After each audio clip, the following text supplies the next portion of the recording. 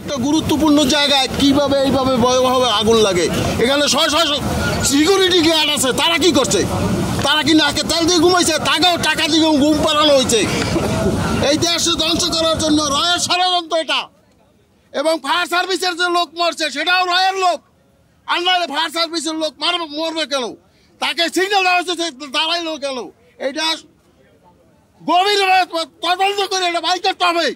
আমাদের দেশের জন্য কারাই ষড়যন্ত্র করতে আছে। হাসিনার যে পাল্লাগুলো আছে তারাই কাজ করতে আছে, রয়ের লোকেই কাজ করতে আছে।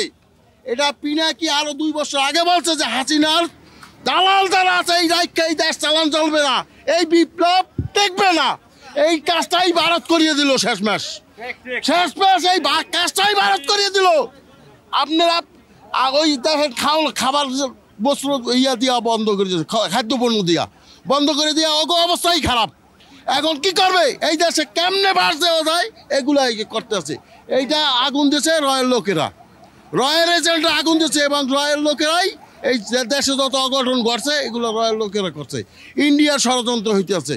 এবং আমি মনে করি হাসিনার আমলে যত আমলা সচিব আছে এগুলো সব সাসপেন্ড করা হোক এবং সিকিউরিটি গার্ড যেগুলো আছে সবগুলো রিমান্ডে নেওয়া হোক। রিমান্ডে নিয়ে জিজ্ঞানো হোক তোর চাকরি কি ঘুমানো না তোর এইটা পাহারা দেওয়া?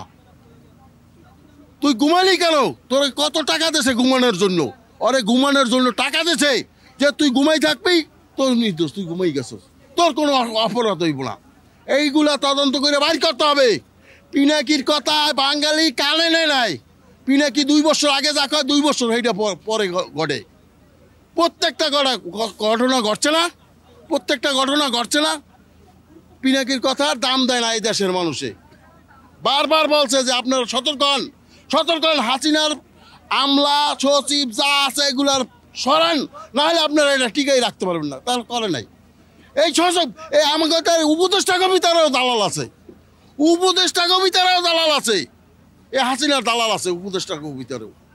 এগুলা সরাইতে হইব, নাহলে এই বিপ্লব করে যত মানুষের জীবন দিয়েছে এর কোনো মূল্য নাই, সব পানিতে বাইসে যাবে সব।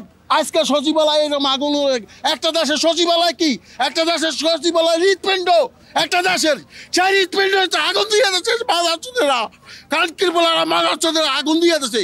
চুতমালারি পোলা ধরে যায় না প্রকাশ্যে দিবালক কাটতে হইব, লবণ দিতে হইব, কাটতে হইব আর লবণ দিতে হইব করে। এগুলো খুঁজতে বাড়ি করতে হবে, খুঁজতে বাড়ি করতে হবে এগুলা। আর যদি না বাড়ি করতে পারলে স্বরাষ্ট্র উপদেষ্টা যে আছে তার উপরে দায় বস্তাইব, এটা যদি না বাড়ি করতে পারে।